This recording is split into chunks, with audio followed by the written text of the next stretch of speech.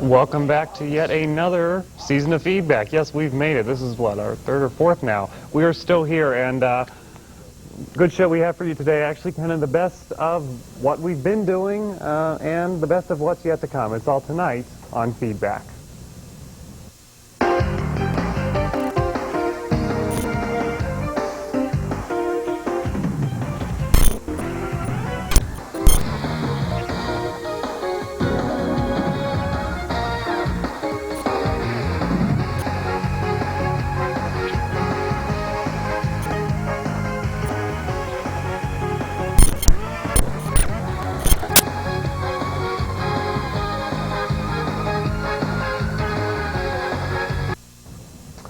All right, as I said, welcome to Feedback, this Wednesday edition at 7:30. Normally we will be on Tuesdays and Wednesdays at 7:30 with our council coverage. We'll be with you, of course, every Tuesday and Wednesday except for the first Tuesday of the month.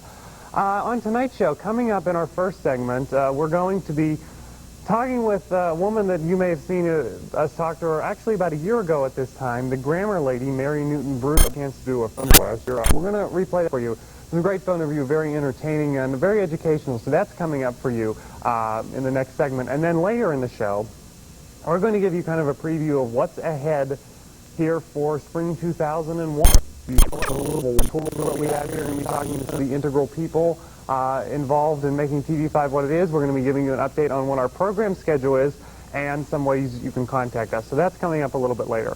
But as you know, as is the customary, most we're going to try to keep it kind of short because we have a lot in the show. But I want you to take a look at this story. This story came across the satellite today. It's from CNN's John King. It's just kind of a little update on George W. Bush's... What are my thoughts on George W. Bush so far? You know I really didn't want him in office. But I'm going to give you those thoughts after you take a look at this story from CNN. A focus on families as the president opened the fight for his big one. Relief bracket, averaging $1,600 per family, while still reducing our national debt and funding important priorities. The White House says the 10-year price tag of readers back at that, $850 billion. Mr. Bush disputed Democratic arguments that his plan is tilted to favor the rich, saying it is only fair that those who pay the most in taxes get a generous tax cut. But he also had strong words for fellow Republicans who think the tax cut is Their own vision of tax relief, and I want the members of Congress and the American people to hear loud and clear, this is the right size plan, it is the right approach, and I'm going to defend it mightily. The driving force of the Bush plan is an across-the-board cut. There are 5 federal tax brackets: 20%, 28%, 31%, 36%, and 39.6%. Mr. Bush proposes 4 lower rates: 10, 15, 25, and 33%. Well, the beneficiaries of the plan are very clear. Rich people. Almost 40, 50% of the cut goes to the top 1% of the country. They get an average tax cut of about $50,000 each. The president also wants to eliminate so-called death or estate taxes, significantly reduce the so-called marriage penalty on 2-earner couples, double the current child credit to $1,000 per child, increase the annual contribution limit for pre-tax education savings accounts from $500 to $5,000, and allow this money to be spent on private schools from kindergarten through college. The slowing economy is having a powerful impact on the debate. Public support for tax cuts is on the rise, and Mr. Bush says any reduction should be retroactive to the first of the year as a way of boosting consumer confidence. John King, CNN, the White House. So there you go. That's kind of an update on what President Bush is going to be presenting this week. He actually presents that to Congress on Thursday. If you've been watching kind of how President Bush has been working, every week he's kind of taking one initiative. Education was the first week. Last week was talking about giving some money to faith-based charities, and this week talking about a tax cut. So you may be wondering, what's my report card of George W. Bush so far? As you know, last fall I was not happy that he won, and I thought I was going to be more disgruntled than I am right now. Actually, I'm pleased with how things are going thus far, but he also hasn't hit anything that's too controversial yet. We haven't seen abortion come up too much. That may be controversial. Of course, John Ashcroft was controversial, but that doesn't That did reflect George W. Bush, but not policy-wise. But I think what we're going for is good. He wants to present a tax cut. Democrats are agreeing that there should be a tax cut, but they want about what George W. Bush is offering. So it should be very interesting. This should provide a lot of debate. If you look at the House and Senate, they are pretty closely divided. So we should even see some good debate going on there, and these 4 years probably won't be as bad as I was thinking they might have been some time ago. So from time to time, we are going to be taking some of those stories from CNN to show you, just to kind of go in depth and show you a little bit more, some things we may not have time to do on our regular newscast. We're going to show you those things here. So we're going to take a break right now, and when we come back, we are going to show you the interview I did last year with Mary Newton Bruder, the grammar lady. You can polish up on your grammar.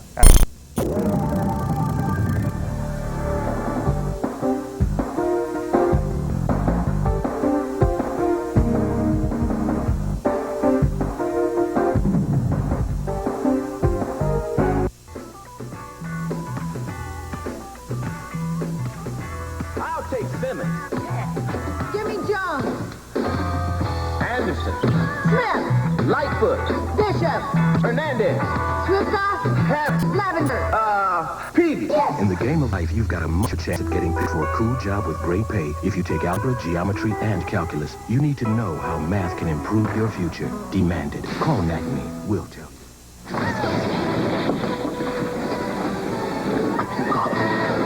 Hey, kid. Boyfriend wants to know if that girl will go out with him. Pass it down. Hey, Grandma, ask the girl again if she wants to go out with this loner. The young man wants to know if the girl over there, the donor. Somebody wants to know if you're an organ and tissue donor. Yes. Hey, me too. Are you a donor? Make sure your family knows your decision so there's no question later. Feedbacks now. And I said, you know, it wouldn't a better name for a movie to come out now? I think I'm going to make the movie or write the book. It would be a great book to have. And you can call to get her book. You can also find it online. Well, I have a feeling I'm going to be rather opinionated. People I know so. Well, ask them about scheduling. Why is it that students have such a problem here with? Tune into Feedback with Mark Despotakis every Tuesday and Wednesday night beginning at 7:30 p.m. We're totally out of time. No time to talk to you. We'll see you tomorrow. This portion of the programming was made possible through a grant by the Captain Loomis Hotel and Restaurant. The Captain Loomis Hotel and Restaurant is located at 540 Main Street in Clarion and offers dining as well as a nightclub. The restaurant and nightclub are open 7 days a week for your convenience. Call the Captain Loomis Hotel and Restaurant 226-8400.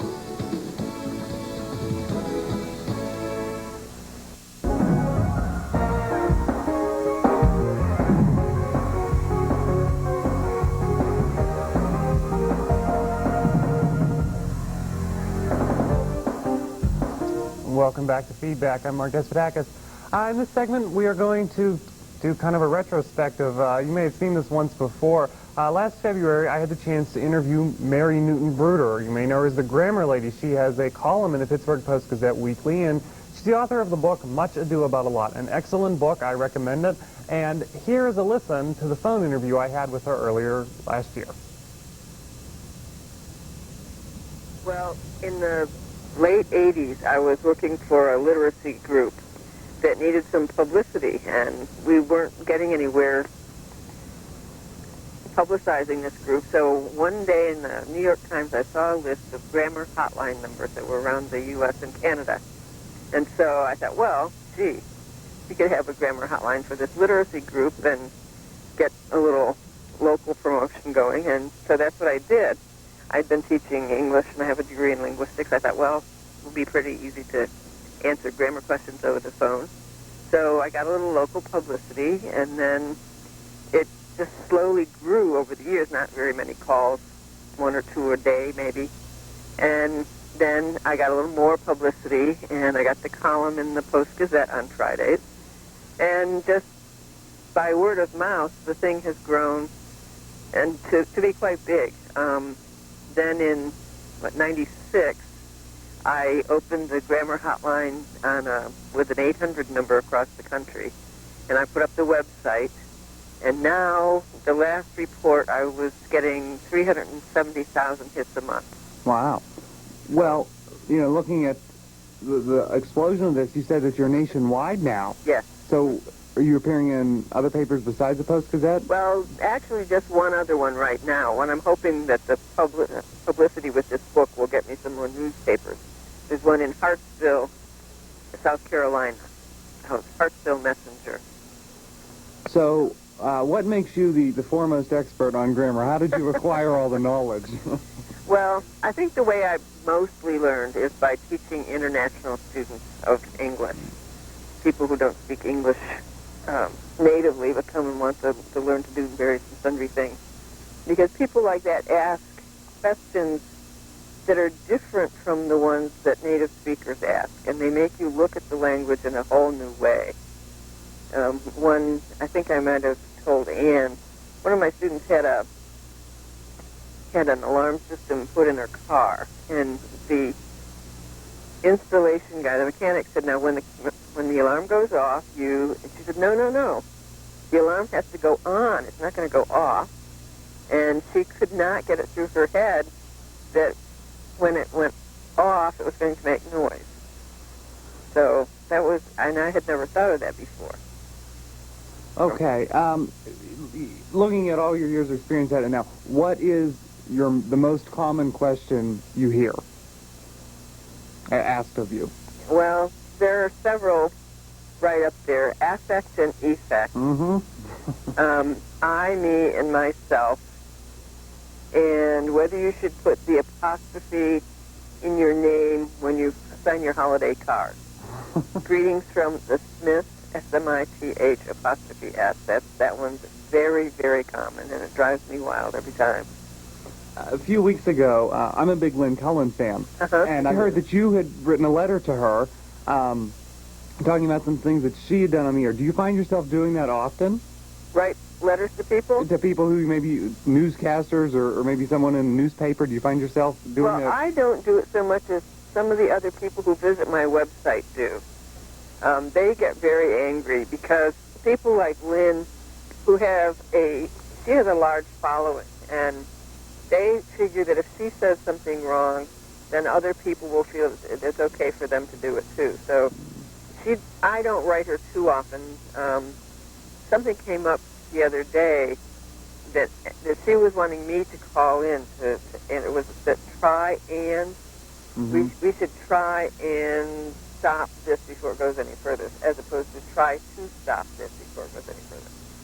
And she wanted me to call in and talk about that, so we settled that one on the air. Well, what's the right answer then? Try to. Try to. Yes. So I'm someone out there. I've gone through my education, and I still feel that I do make grammar mistakes. People have made comments. What tips can you give me if that is me? Well, I would recommend you get a copy of this book, which the title of is Much Ado About a Lot: How to Mind Your Manners in Print and in Person. And what it is a collection of lots of very common grammar mistakes, but they're put together in topics. How you would mind your manners at school, or how you would mind your manners in the office, or at social occasions, or in the doctor's office. So they're put together with themes so that it's not just a random collection of questions that you're looking through. Right. Is it rude? I do this to my roommate all the time, and he does it to me right back. Because something I found that I do is I'll say, "Where's that at?" And that's incorrect, right? Right. Okay. So he'll be correcting me on things of that nature, and I'll be correcting him on other things. Now, obviously, we can because we're living together, and it's a little different relationship. Right. Is that good etiquette if I'm out there doing that to other people? You're likely to lose quite a few friends. It's considered quite rude to do that. What you do is interrupt the flow of conversation by correcting someone, and the other person could get quite defensive. And I have known occasions where people have fallen out of friendship just from something like that. So you're someone who's in the business of correcting grammar. So can I presume that you're not actually, if someone's in a conversation with you, like right now, say if I say something wrong, which I may already have, will you not correct me? That's correct. I would not correct you. That's very interesting. Well, because when you're speaking with someone, you're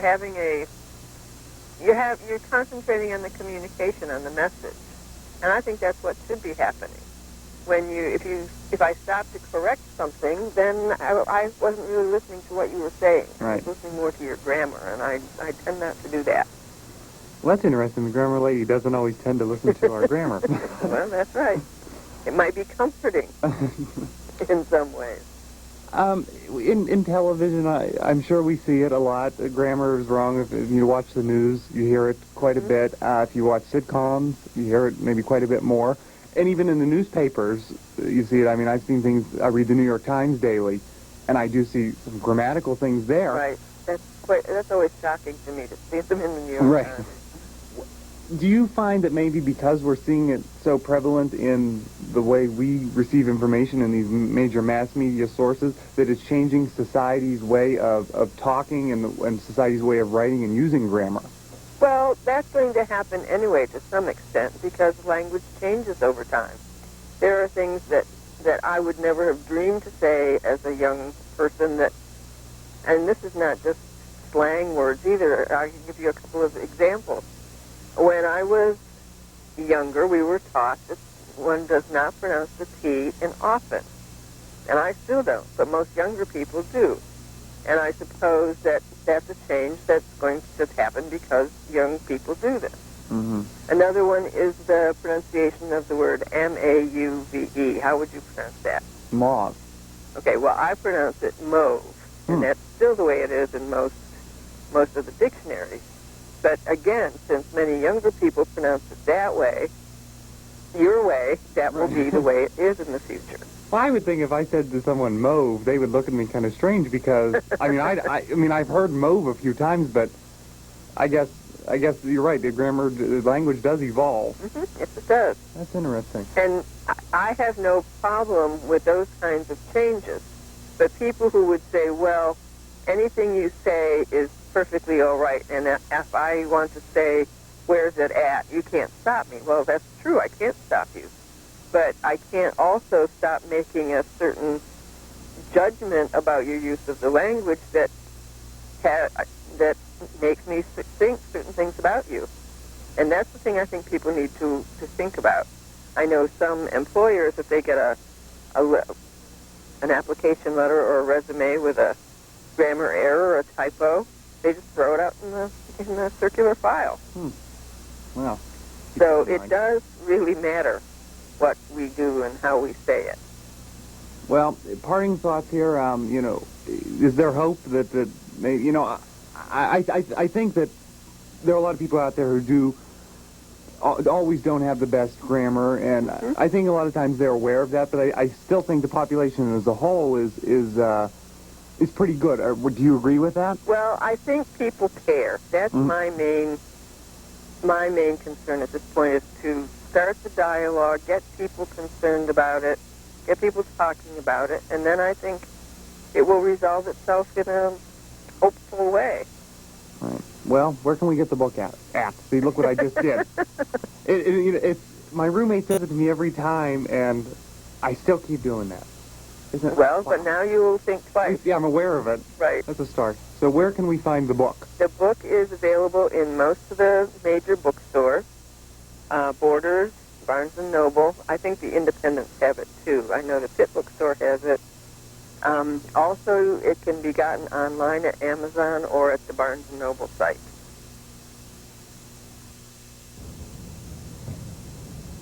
And there you have it. That was my interview with Mary Newton Bruder last year, the Grammar Lady. You can read her column in the Post-Gazette on Fridays in the magazine section. But right now we are going to take a break. When we come back, we're going to give you a little bit of a behind-the-scenes tour of that which is TV5. Stay with us.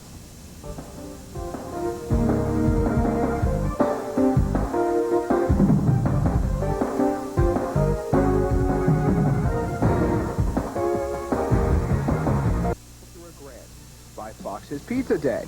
Fox's Pizza Den is located on Old Route 66 in Clarion and offers all-day delivery. Phone 226-5555. That's 226-5555. Fox's Pizza Den is open 7 days a week for your convenience. Phone 226-5555.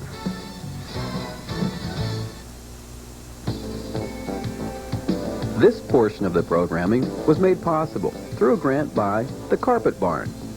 The Carpet Barn is located at 470 South 5th Avenue in Clarion. The Carpet Barn is open Monday through Saturday for all your carpet needs. So call the Carpet Barn, 226-7332.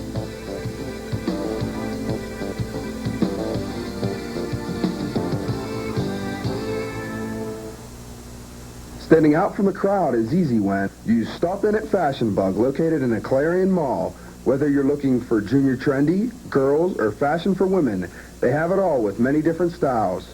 With our newly expanded shoe and accessory department, you're surely to find that special touch to enhance that new outfit. And if you have a fashion question, our experts are here to help.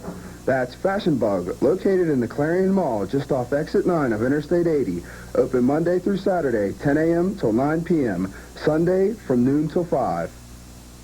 On the big highway of life, there's only one safe place for kids. The front seat's not the best to drop out. They don't want that big old bag to pop out. Put that booties in the back seat. Have that kid can never be out. Here to remind you to put them behind you. Ow! Look at here. You stay alive even when I drive.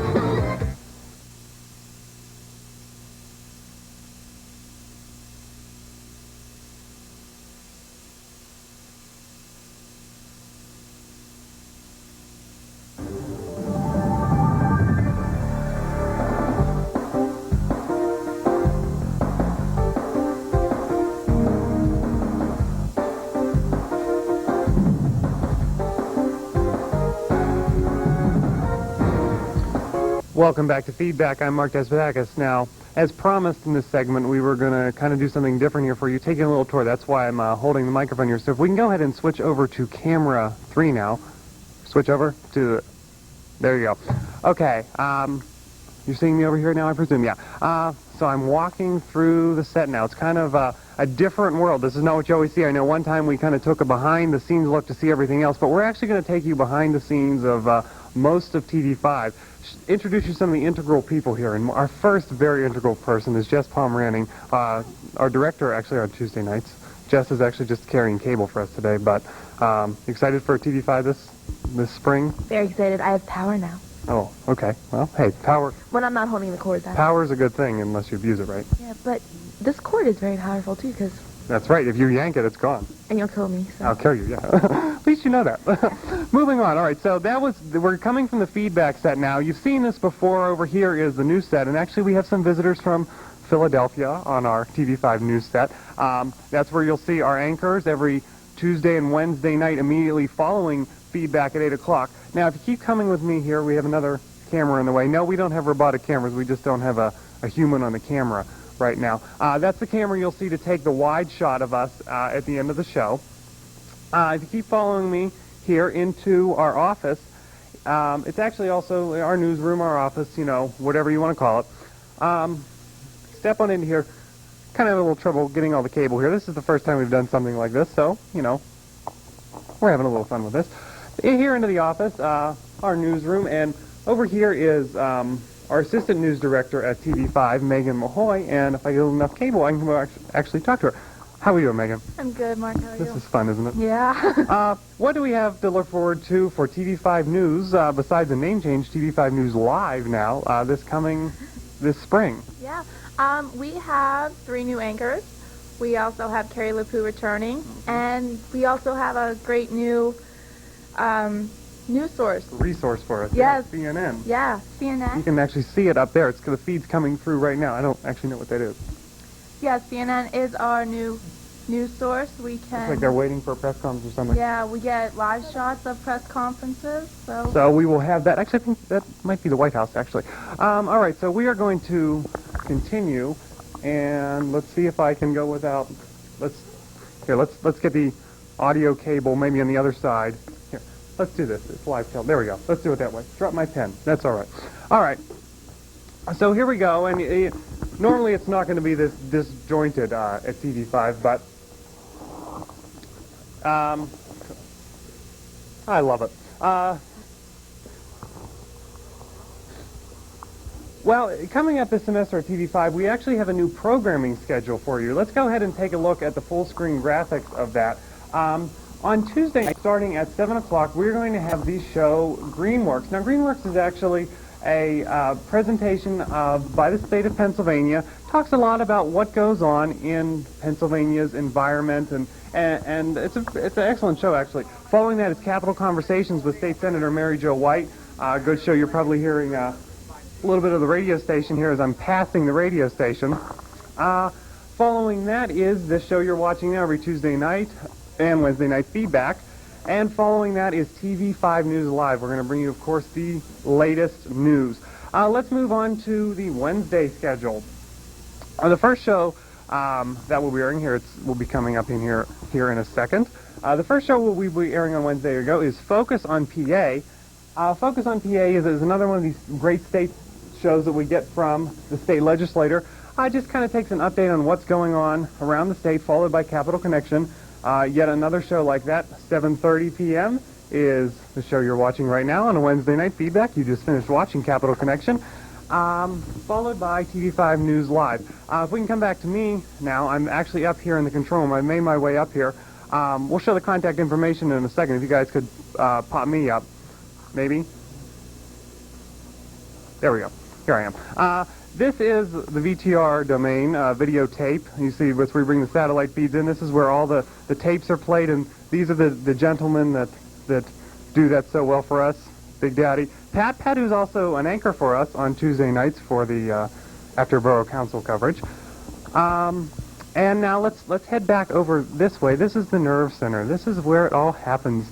Usually it's very quiet up here, so it's me kind of coming up here and being boisterous and loud.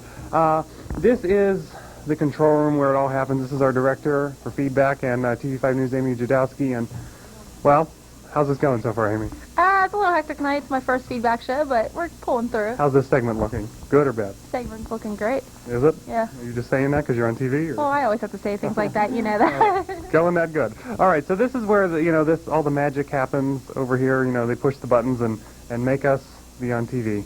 There you go. Let's put up the information here, how you can contact us at TV5. If you'd like to contact us, send us a letter, feedback at Becker Hall, Clarion University of PA, Clarion, PA, 16214. Or you can give us a call. Our number is 814-393-2398. We have the answering machine and everything there. Or we've hit the new world of technology. Send us an email, tv5@eudoramail.com. So that is TV5. We are going to take a break. When we come back after the break, as Amy's over here getting ready to go, getting stuff ready to go to break, and we're going to come back and say goodbye and get you ready to go into TV5 News. We'll be back on Feedback right after this.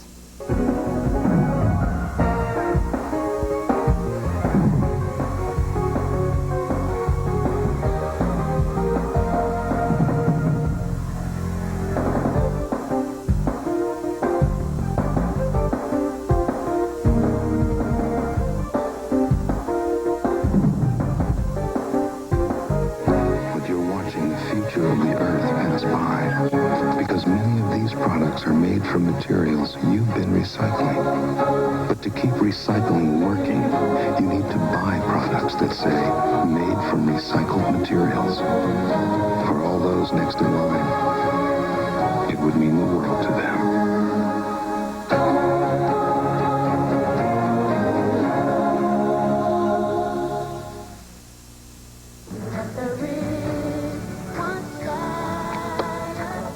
Hi everybody, I'm Brandy. How would you like to give hope to millions of the world's children? UNICEF, the United Nations Children's Fund, is saving lives in over 140 countries by providing kids with medicine, clean water, nutrition, and education. With your help, UNICEF can make a huge difference in our world. For more information, call 1-800-FOR-KIDS. Thank you.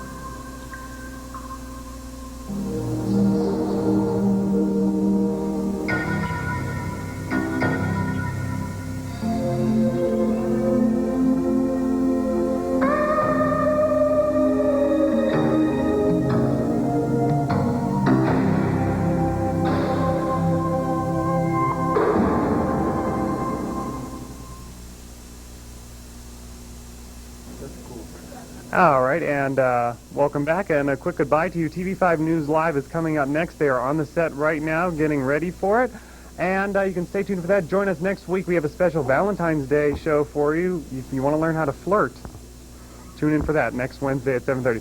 Thanks for joining us on Feedback. We will see you next week.